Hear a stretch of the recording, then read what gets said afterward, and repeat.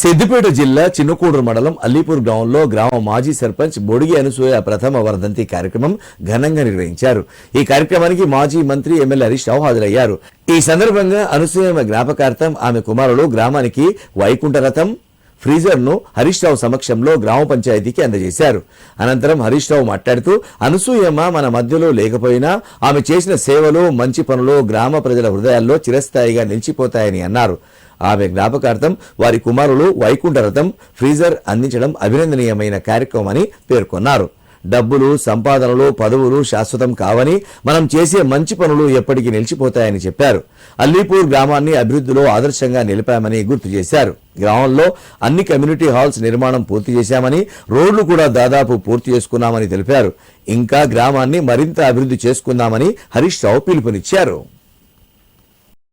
ఎందుకంటే అమ్మ 5 ఏళ్ల పాటు బాపు రాయసింగ్ గౌడ్ గారు కానీ అమ్మ చాలా బాగా పనిచేసిండ్రు తమ్ముడు. నాకు ఎంతో గౌరవం. ఆ రోజు చనిపోయిన రోజు కూడా నేను ఎక్కడో ఉన్నా కూడా ఇమీడియట్గా అమ్మ దగ్గరికి రావడం జరిగింది. సంవత్సరికానికి కూడా వస్తా, నువ్వు మంచి పని చేస్తున్నావు అని ఆయన భుజం తట్టడం జరిగింది. అదే విషయాన్ని పాపం అమ్మను గుర్తు చేసుకుంటే కొంత భావోద్వేగానికి లోనైనారు. ఒక మంచి నిర్ణయం మరి రాయసం కుటుంబం తీసుకొని వారి అమ్మగారి జ్ఞాపకార్థం ఒక వైకుంఠ రథాన్ని ఫ్రీజర్ను అల్లీపూర్ గ్రామానికి డొనేట్ చేసినందుకు హృదయపూర్వకంగా గ్రామం పక్షాన నా పక్షాన ధన్యవాదాలు తెలియజేస్తా ఉన్నా. ఒక మంచి కార్యక్రమం. ఎంత సంపాదించినా కూడా అమ్మ పేరు ఉండాలి. అమ్మ మీద ఉండేటువంటి ప్రేమ, అమ్మ మీద ఉండే మమకారం. అమ్మ పేరు సర్పంచ్గా అమ్మ 5 ఏళ్ళు సేవ చేసింది. ఇవాళ అమ్మ లేదు మా మధ్య, కానీ అమ్మ జ్ఞాపకాలు ఉండాలి.